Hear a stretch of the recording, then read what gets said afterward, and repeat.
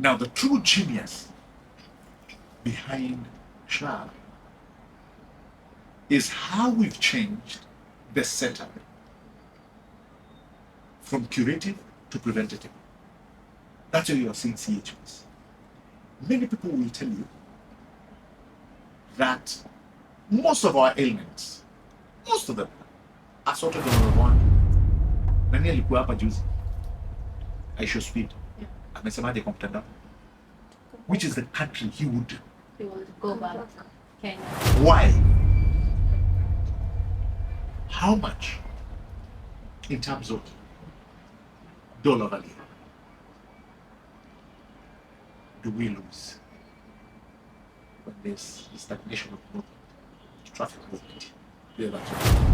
Thank you once again. As you said, the third time is the third time. Yeah, so it's usually a charm. So again, welcome you and your team. Yeah, it's always an honor. It's a pleasure. Every time when you guys pay us a visit, we are really duly honored. Asante sana. You have been a very busy man.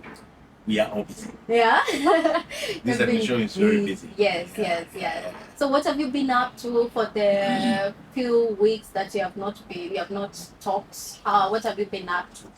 Our work really is to tell Kenyans, just like you, what our government is doing, the kind of transformation that's happening, in our country. And somebody was reminding me a few years ago, it was really hard. A friend of mine was reminding me all the way from Mathare, enyewe ngala Mungu lakini haki yake mpe. We've started seeing things, ni ukweli sahi food iko. And then he would sit down and be, by the way, hiyo SHA inafanya kazi, hizi manyumba tunaweza apply aje? And that's a conversation. I think that's a conversation that we've always been wanting Kenyans to have. Somebody else was pointing to us that sai hii tag ya uongo imeanza kuisha. Last time when you were here, I was telling you, the president made a lot of promises. But now, if you look at the grand scheme of things, much of what he promised, you can now see it. Sometimes it's always good to tell people, and this is something we've learned from history. It's very hard to paint to many of us the picture of a great country or what a country like Kenya can become. It's usually very hard. And this is the reason with many politicians, because most of the time, they really want to be on the side of kura, votes, zitatoka wapi. And this is the reason why we do the bare minimum. But when you go, so you become cautious in what you're doing, in some of the things you're doing. The president has mentioned not once, not twice, how people are telling him, hey, by the way, in first 5 years, we relax panga siasa, and then the second term you work or initiate the manifesto that you have in your legacy projects. And the president refused. He said, if we have all these years, why can we not start? And so what the president was trying to tell us, and what he's in putting out across to Kenyans, is we can no longer afford to be mediocre. I mean, we've tried it. Where has it taken us in the last 60 years? We've made very minimal progress. But imagine if we are now riding on the element of curiosity, Veronica, instead of being cautious. Now everybody is curious. By the way, kumbe, we can get here. Now everybody is curious to see what can Kenya look like in the next 20, 30 years. And I believe that is the direction we need to be in. And as you have said earlier, the president is not resting. No. Every day he has somewhere to be. Every day he's doing an inspection of projects, correct, opening classrooms, opening roads, he's doing a lot. Yeah. every day hakuna siku utapata president ako tu state house or something. He must be somewhere. Yes. And let's talk about the classrooms that he opened yesterday at Westlands Primary School. Yes. And he spoke to the pupils there, and he said, "Have I given you what I promised?" And he even exceeded whatever he promised. Yes. Let's talk about those classrooms. How is it that he is going to each and every project, and many people are commenting in social media saying, kwani hakuna CS wa hiyo kazi, hakuna nini? How important is it for the president to go and open such projects? Very important. Very, very important. For instance, even before we talk about the classrooms, remember the NOTA program? Yes. The president was everywhere. What many people don't know is there has been a similar program like NOTA. The only thing, it was actually chewed up like a car parted out by thieves. Mlango ilipiwa wapi, nini, that when you ask people where did this money go, you know, same methodology. Where did hizi pesa zilienda wapi? Nobody could tell you. Now, but if you asked, somebody would have told you, hey, we spend nearly 800 million training these guys. We spend $500 million here doing this. And when you ask, where are these people? Can we see who are these people you trained? Nothing sufficed. So the president was very deliberate, by the way. Every time you saw him in this NYOTA activation, it's because he was deliberate. He is the one who understood this problem. Obviously, he was not alone. You saw the PSs were there. Many people were invited in all those occasions. You had MSMEs, PS, CS, they were all there. So it's not that he was doing things like a lone ranger. No. It was an entire government showcasing a promise that is working so well. And by the way, let me tell you, Veronica, we have so many success stories coming out of that little program.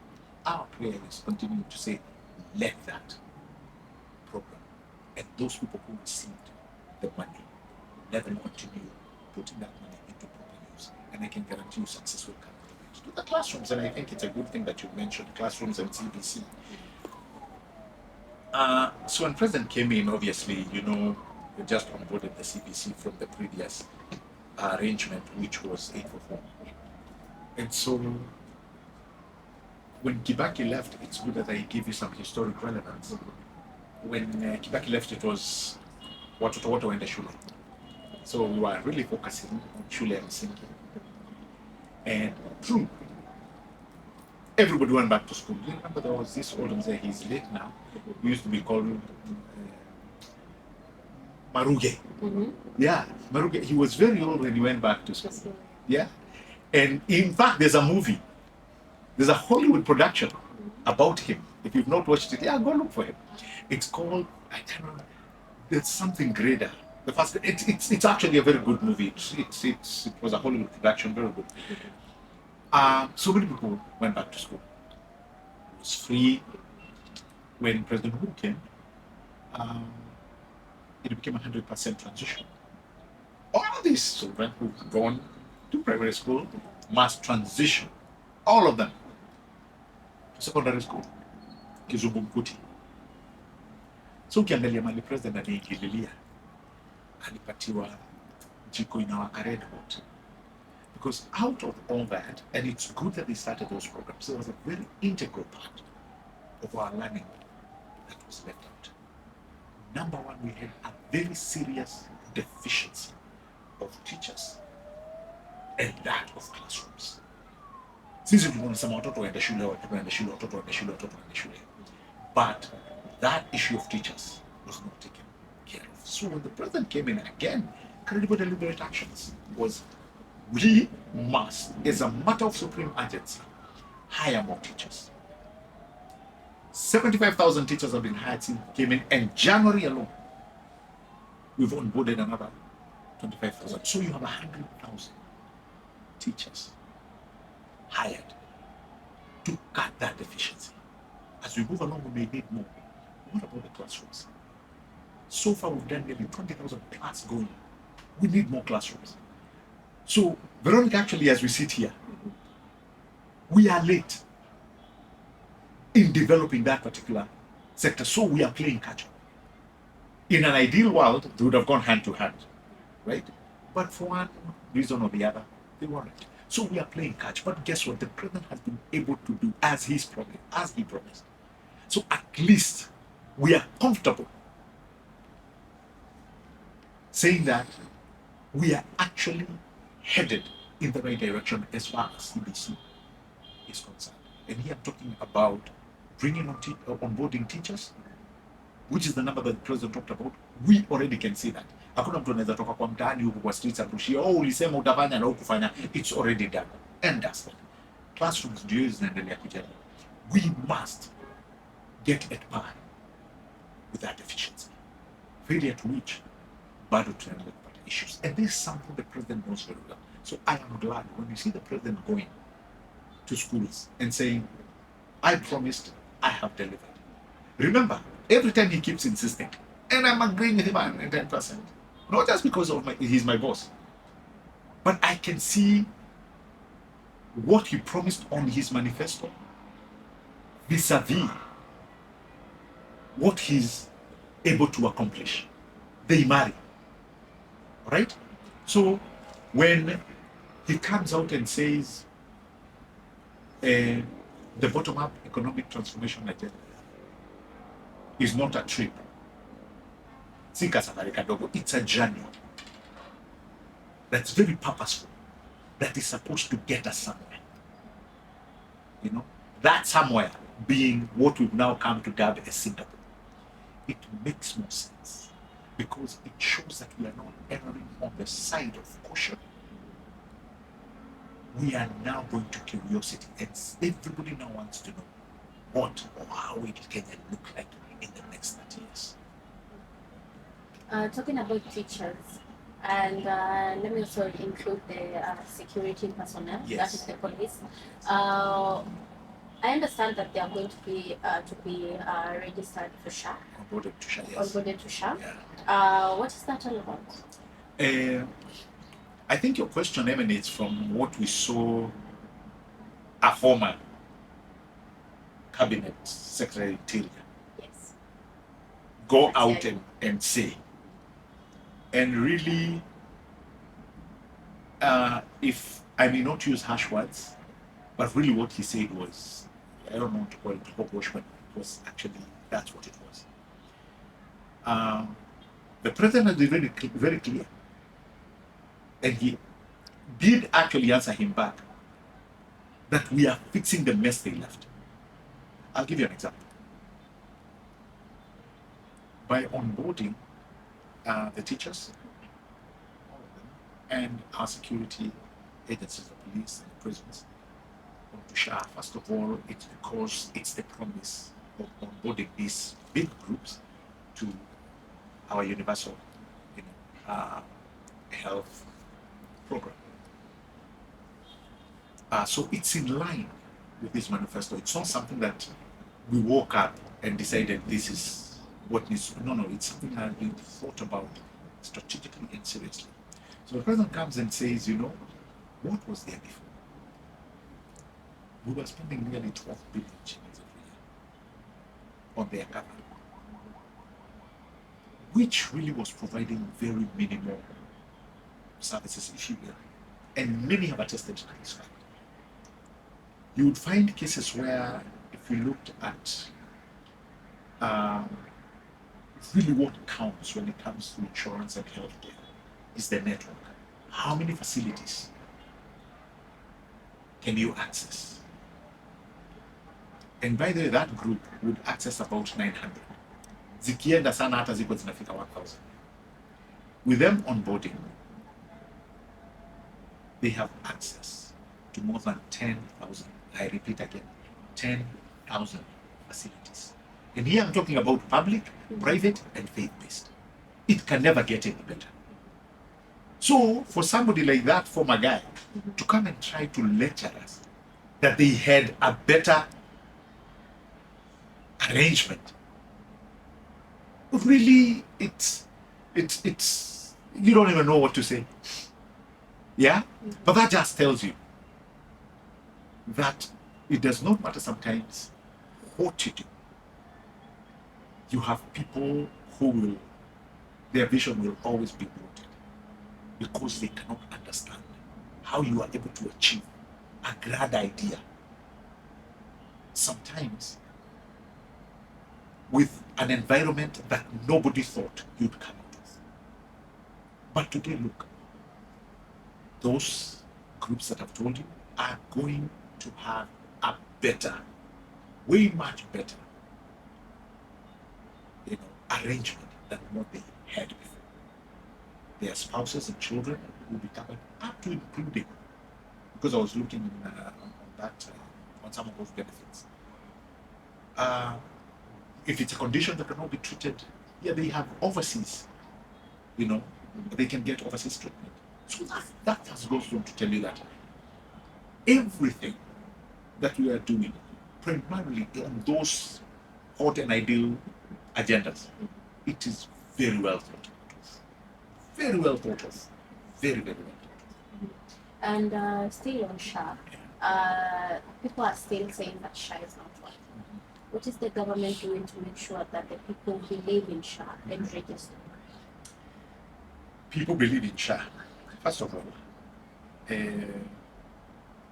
so many people are registering, have registered. So many people are accessing benefits. Stories are out there. If we can just concentrate on the positive stories, there are so many. Obviously, when a negative issue is reported, you don't have people just sitting dwindling their thumbs. They want to look at that case. And every case by case, we are solving. Now, we have to be honest. We have now reached 29, going to 30 million registered. As opposed to what was there before. I don't need to go back there. Which was catering really for the people who had base slips. That was it. Iko pale chini. Mali unaendaga kupimwa damu, kupimwa pressure, kupimwa sukari. That is where tunapataga mambo mengi. And you're told to fix something here and there before it becomes big. So already we've changed the version of mtu enda hospitali wakati mambo imekuwa amelemewa zaidi. So you get to hospital at the tail end. Yeah? So things have changed. You have so many people today accessing primary care than they were accessing before. That is a true story. You have so many CHPs giving proper guidance at people who have not even gotten to a health facility. Wanakuja nyumbani. Wanaangalia mambo ya pressure, wanaangalia mambo ya sukari na mambo mengine. And if there's need, they escalate now to a health center. Imagine how many of these ailments they are able to capture, these CHPs. This is a true genius of universal healthcare. Are there issues that we are facing? Definitely. But like I told you, it's not that we are sweeping them under a fluffy rag of saying how. No, they are being dealt with. And these are just pathetic problems. We'll get to a point, even with so many people wanting to really come on board and defraud that system. Now, Anashigwa, you saw there was a case of somebody who went out to give people the wrong number so that they can give them a private number for them to collect money. And then I saw a headline being splashed at somebody defrauded SHA. No, they didn't defraud SHA. What they did, they used a parallel payment number. And that's how it was discovered. Unasema umefanya hii, when they came to reconciliation, this and this and this has left, but we are not seeing the money. And very quickly, those people are able to be apprehended. So really, we have a very rigid system. It's not something that you can. It's detecting fraud before you say catch and have. And this is the system we need, not the one that was there previously, which everybody and their uncle were able to defraud. Walikuwa nasema vitu hata hazijawahi fanyika. You know, the president makes banter about it. You feel it's funny but serious at the same time. And somebody going for amputation 10 times, 20 times, and you wonder how many limbs do these people have? But these were things that were happening. I mean, you're so in tune to fraud that you're not even thinking logically. So at least I am glad that the system that has been implemented is able to arrest, all those fraud. And by the way, si kuarrest peke yake. Your fraud ikipatikana, people are in serious hot trouble. It's not a walk in the park anymore. It's not a walk in the park anymore. Healthcare is as serious as they come. And my president and our administration are treating it with the seriousness it deserves. So, kama kuna mtu ana issue, there are hotlines, as you've seen. Yeah. There are places you go on the website, put that issue across, and you have people running to solve them. We have been in those situations where we see online queries coming in, and you have a dedicated team sitting 24 hours solving those problems. So I keep telling people, you see, the conversation has now morphed out of it's not working to we have a problem here. And that's a good conversation to have. That's a very good conversation to have. When you say it has not worked, when I come and raise my hand, oh no, this thing is not working for me, but it's working for you, the conversation changes. You realize that, Veronica? Because the conversation is, why is it working for you and not for me? So we look at what is the problem with me that's not working. And most of the time we've found that kuna mtu aweze kuregister kwa sababu ID, yake probably aliregister mara ya kwanza na anajaribu mara ya pili. There are all sorts of things. Yeah? But all I know, without fear of contradiction, is that when something is reported, we have people ready to solve that. We move a little bit to affordable housing. Yes. I saw some in the streets of social media, some comments, people saying, why are people paying for houses that they have paid tax for them to be built? That's not how it works. That's not how it works. Let me ask you a question. And I'll give you it may appear drastic, but it's not. Assume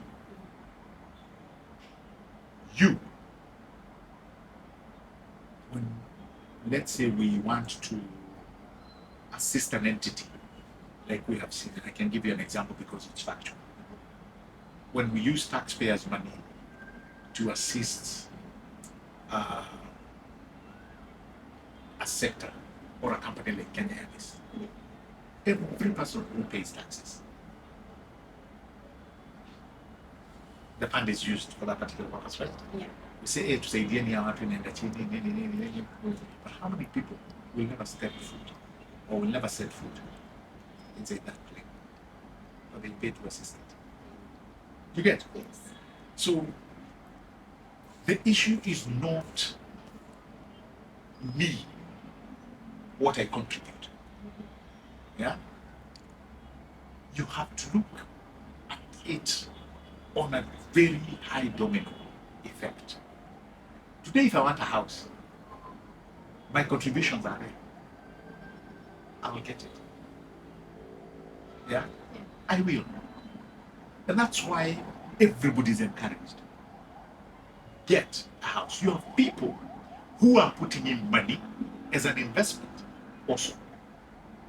I was seated with somebody who was saying, by the way, we have so many groups who are putting money as an investment. And they will get what they'll get at the end of the day. Look at the infrastructure bond that we were talking about. Look at those lines. So it is not a gray area, even though when people started drilling, they were hitting it because they said, I don't miss that nyumba. Mimi nina nyumba yangu, nani amesema? Nataka nyumba. Hii unalipaga. Inakutengenezeaga barabara. Do you ask for that money back? Do you say you want your private road? You get it? Yeah. We need to see, we need to see the bigger picture into some of these things. When we build classrooms like the way we are doing, in full realization that education is among the areas where much of the highest, that we see the highest budget item is education. But who profits? They're going to put in so much money. They don't expect returns in hand cash. But what they expect is you, Veronica, get educated, gets a good job, you're into business, runs your business, because of what they've been able to give you. You know, it's a good environment of learning, as a great enabler to our economy, which much of our labor actually is built, is that you're able to be productive and be able to pay taxes so that we drive the country forward. That's how it works. That's how it works. And sometimes I feel bad because we grade things that are not even supposed to be graded. You know? So the more we have, we continue building or setting up this affordable housing project to sort out the issue of housing deficiency, which we know it is something that statistics tell us. Did you know if we can't even have 250,000, I think, every year we are supposed to build. So imagine, since that time we were told we needed to have this number of houses in our country. Imagine this is now the time we're trying to play that. And that's why you're seeing, I'm agreeing with so many people when they say, Maasai, Kenya has become a construction site. Yeah. I'm agreeing with that. Because the first thing we need to really realize is that tumewachwa nyuma kiasi. But it's not a scare tactic, by the way, Veronica, when my president says that at some point we were head par with the Asian tigers. It's a fact. Many people think, oh, we are being scared. No, it's not a scare tactic. It is just a fact. But they got somewhere. Sisi tukapotelea hapa katikati. You know? Those countries, everything is subjected to progressive advance. Every day, they are fixing something for the better. You get? So we must play that catch up. And I can guarantee you, I keep telling you, the last time you were here, I told you, the weight of a nation is her universal appeal. And in many cases, material. For us to be able to bring people here, investors, for them to continue coming, we must have something to show.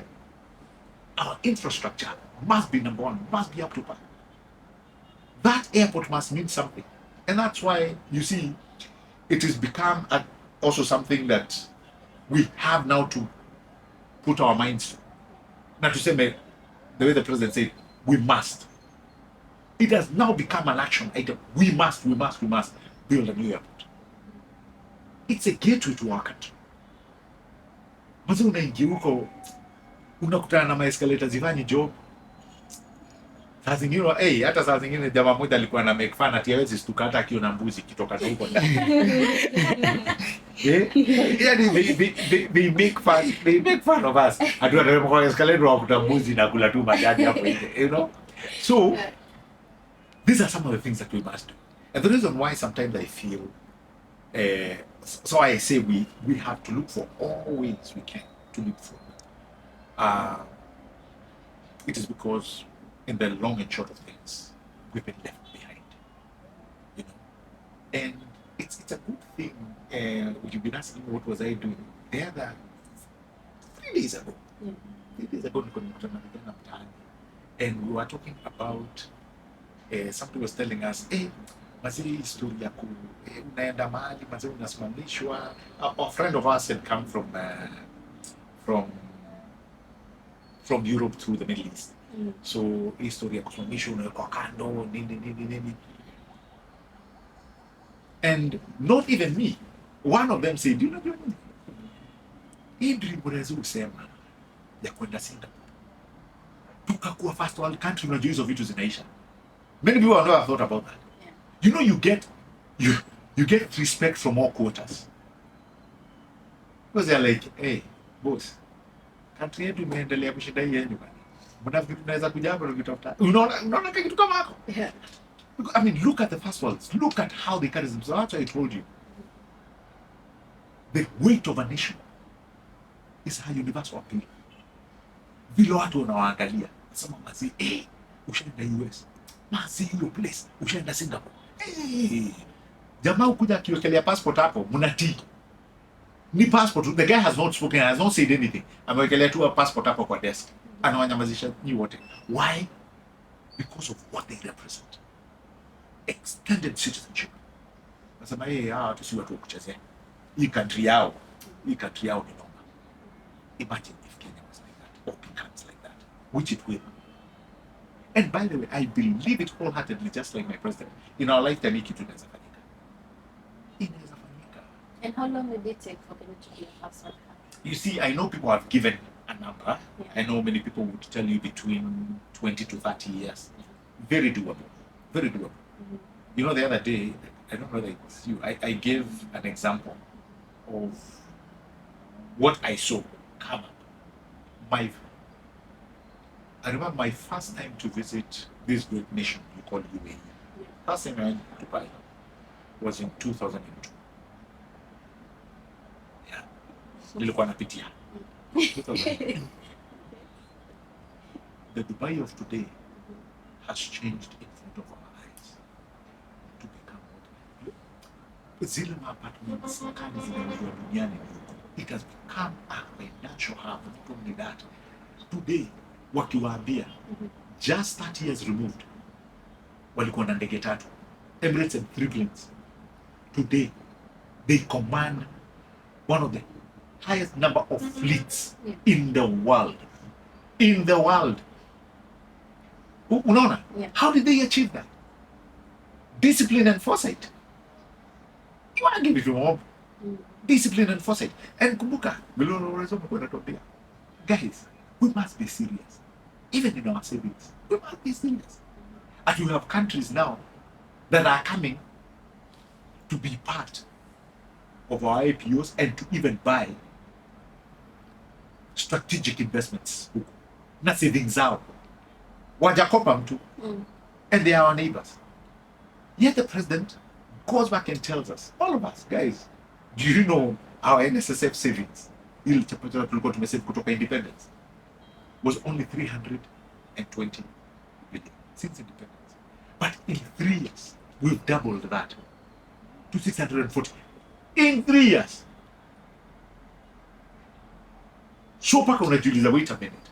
Imagine, just imagine, maybe, we had that discipline 40 years ago.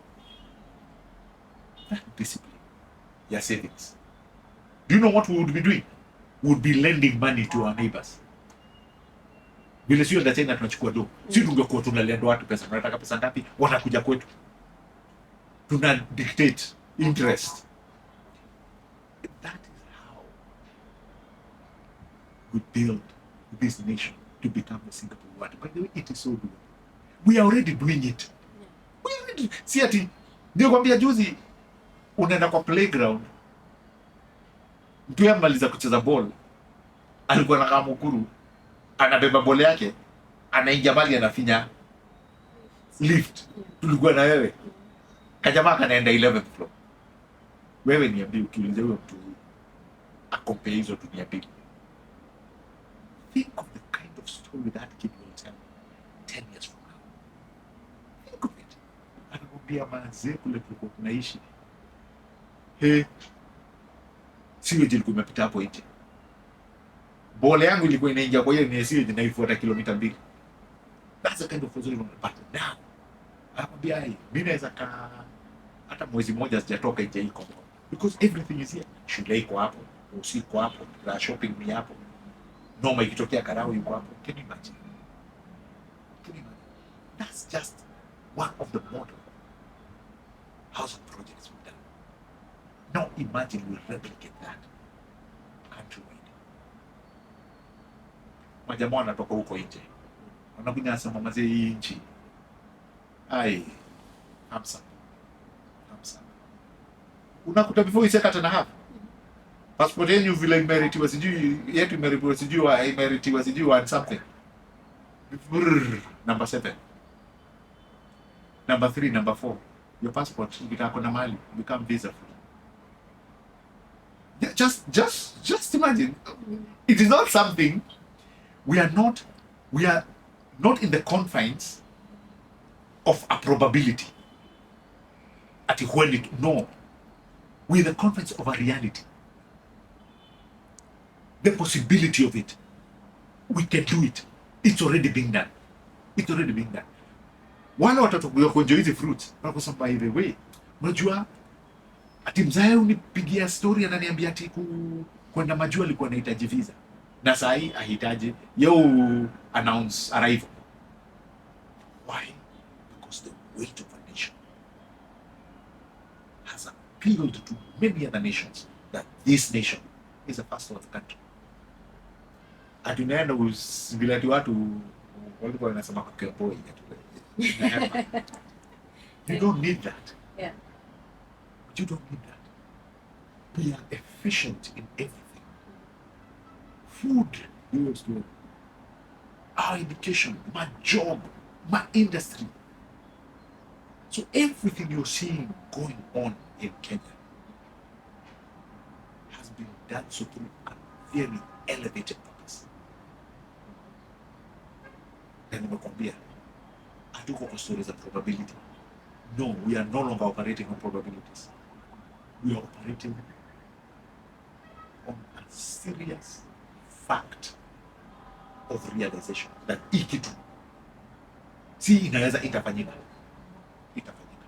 And there have been some debates on social media talking about the president has been ruling the country for 3 years now, and the project that he has done ni mingi kuliko zenye the former presidents have done. It is true. In 10 years. It is true. It is true. And I'll tell you why. It's what the president said.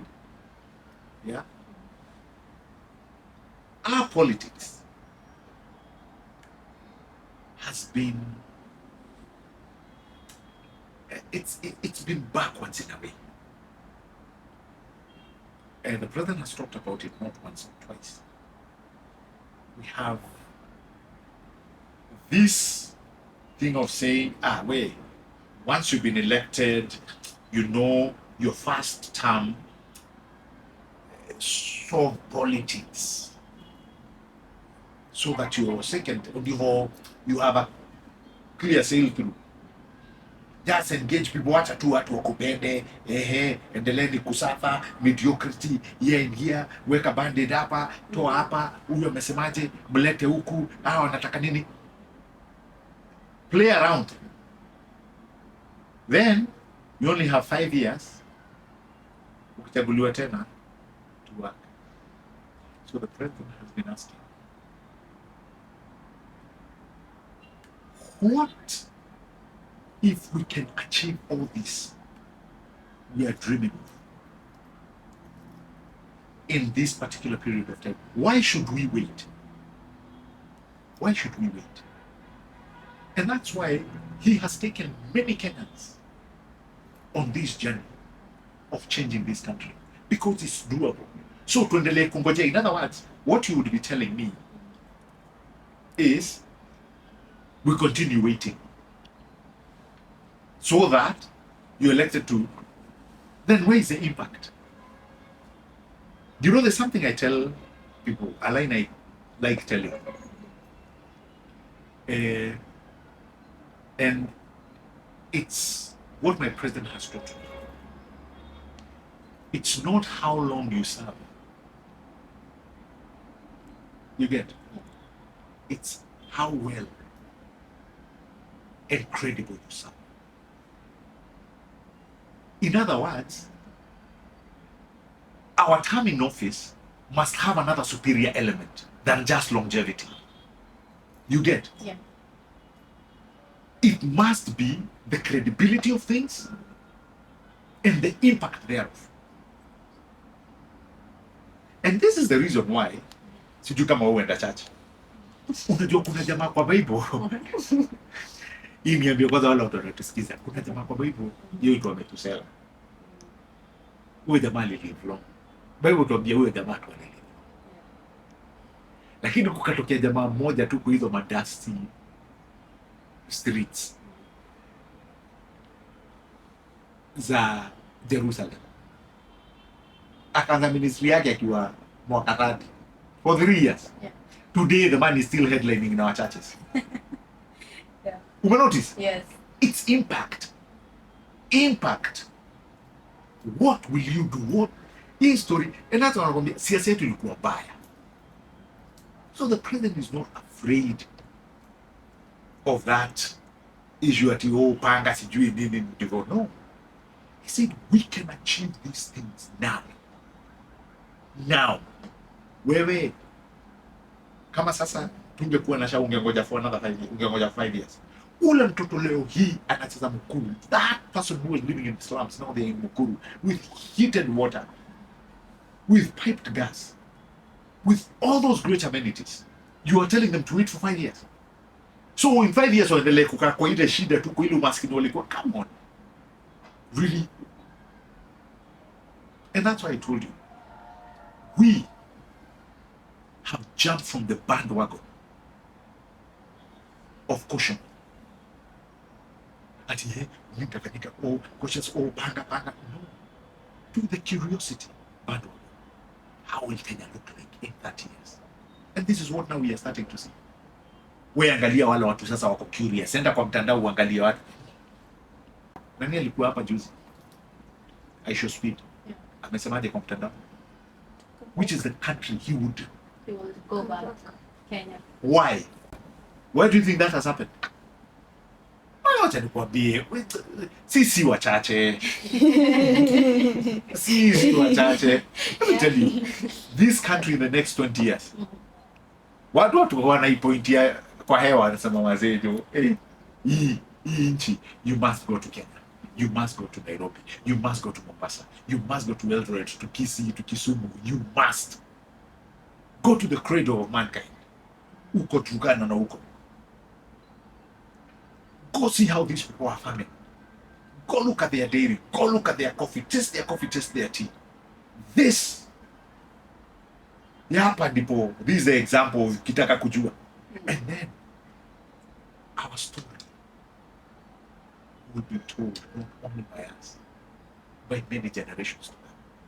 That we stood in the gap and said enough was enough. We need to change this nonsensical thing of saying ukichaguliwa kwanza piga siasa, panga siasa, and then no. When you're elected, start working.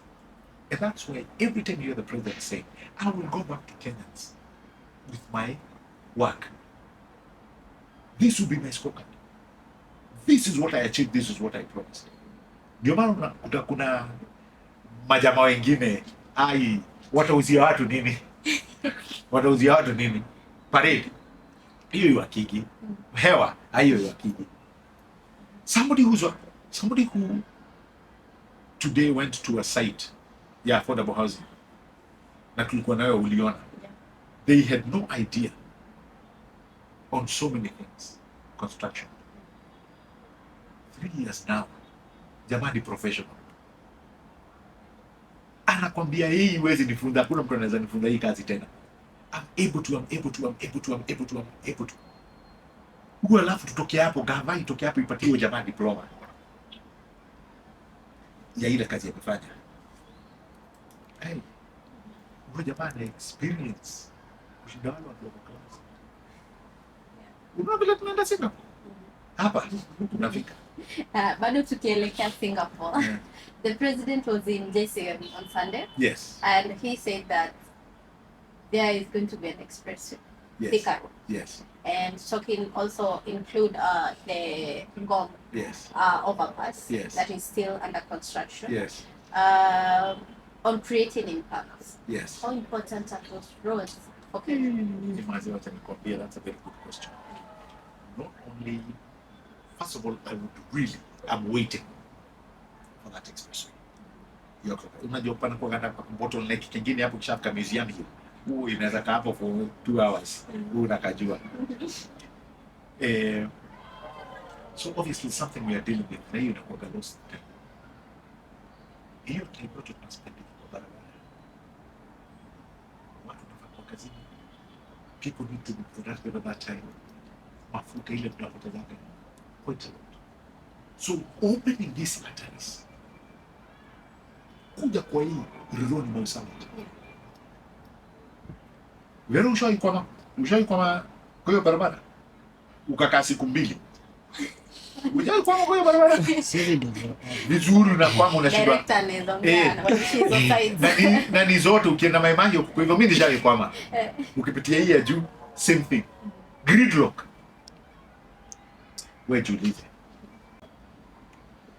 Mboga gapi walipikia hapo? Viazi, waru, most importantly. Naivasha. Ile pande yote ya Moisa huko. Zile kampuni zote za maua ziko huko. Zile usafirisha maua daily. What kind of loss do they suffer? Unaangalia? Yeah. Maua zote zinaharibia huko barabara. Ndege zile ziko pale airport zinaenda kabla hiyo cargo.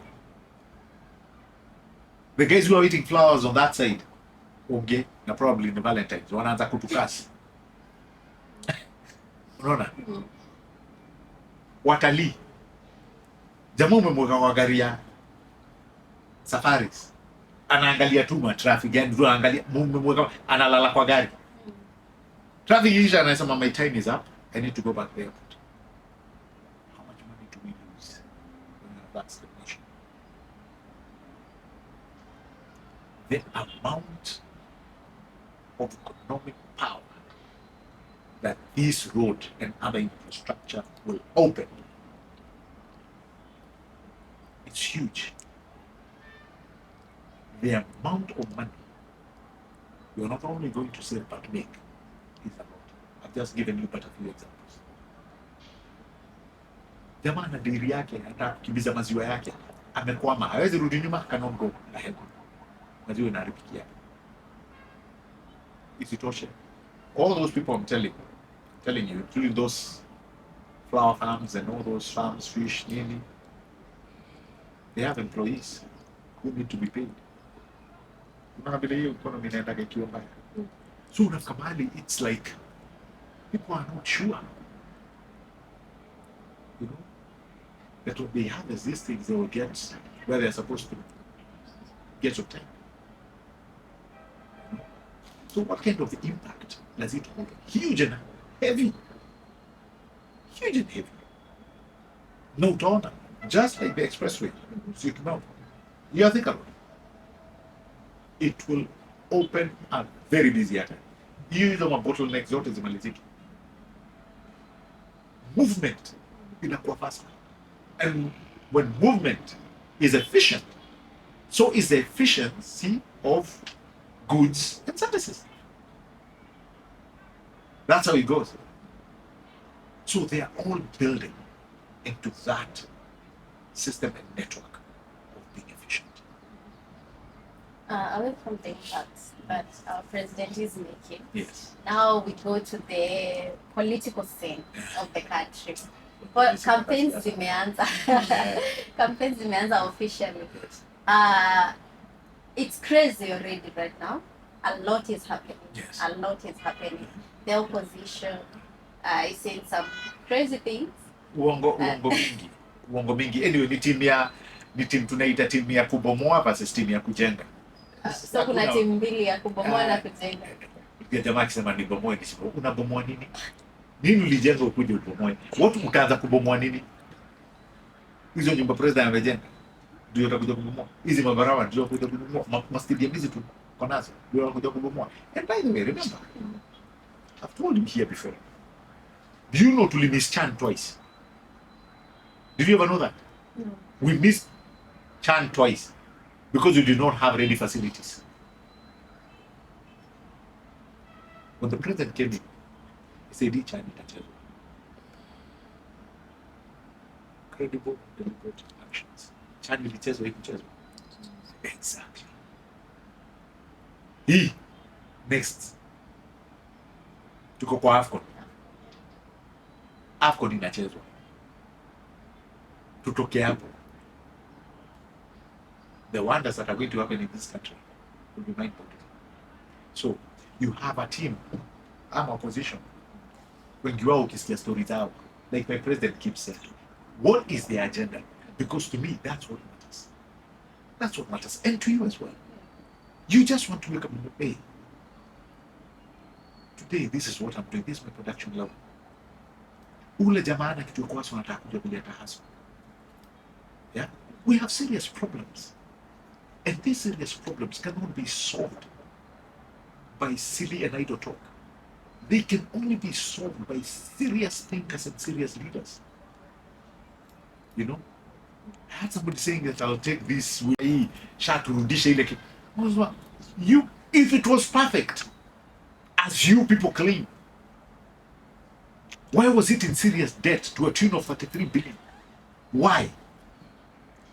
You know? It's not because it was perfect. It's because ulikuwa unakulia hapo ndani. You get? So like I've said, we have serious issues that need serious people to solve. And we are solving them. So many in politics, obviously, and it will grow, the noises will become louder. But one thing I can tell you, without fear of contradiction, scorecard yao, kwanza ile hawana hiyo scorecard. Basi hizi scorecard tunayo. Mwananchi, like my president says, mwananchi ndio mtu wa kuamua. Hawa watu wako kwa shida. They're in serious problems. And that's why sometimes it gets a little bit crazy when somebody says, tuliwacha, we left this working. It was working perfectly. What was working perfectly? What was working perfectly? We as a nation, we were defaulting on our obligations. That's why we were left. That CBC we've just talked about, I've just explained to you the kind of deficiency we had. Walijaribu. It's not that they didn't try. Walijaribu kucheza na maneno za fertilizer. Wakaona hapana, hatuta solve, we will not solve this issue. Hebu tutafute unga ya 100 shillings. It was there, if you don't remember. It lasted for a month. It was not viable because they did not know how to solve that particular problem. Wakakuja wakatuambia, oh, kuna kitu kingine sijui inaitwa huduma. I can't remember. Sijui what numbers. I mean, mchezo ya patapotea. Where did it get us? You know? That's what I'm saying. For real, there's no way somebody can stand on a podium and say they left something working. I've heard people talk about, oh, tutarudisha Linda Mama. If I can show you the two sides of what Linda Mama was and Linda Jamii. Linda Mama was just taking care of the mother. Where did it leave the newborn? You see, the new program is, ask any self-respecting doctor, they'll tell you, this is comprehensive, way much better. So no, it is very easy to do idle talking, by the way, and you'll hear that a lot. And to be honest, the discernment is on your end as a voter. But there's one thing for sure I know and I believe wholeheartedly. You will not be unable to call the differences. What has been done? I think aturudisha. Aturudisha wapi? Singapore to Asija. You can see the horizon. What are you saying? You can see the horizon. Yeah. You can see the horizon. So in the long and short of things, or in the short and long of things. Veronica, I think we are really headed in the right direction.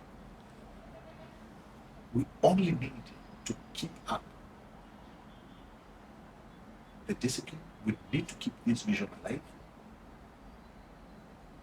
you know, and so help us God, we are going to change this country. We can see the change. It's all happening. It is all happening, you know. And the only thing that will decide is time. 30 years from now, like I've told you about UAE, everybody, we shall see things changing in front of our eyes. And I believe that so wholeheartedly. Final remarks? No, time yetu imeenda. Time yetu unajua. Anyway, yeah. It's true, time yetu imeenda. The thing I've always insisted on is to keep reminding Kenyans that each need one.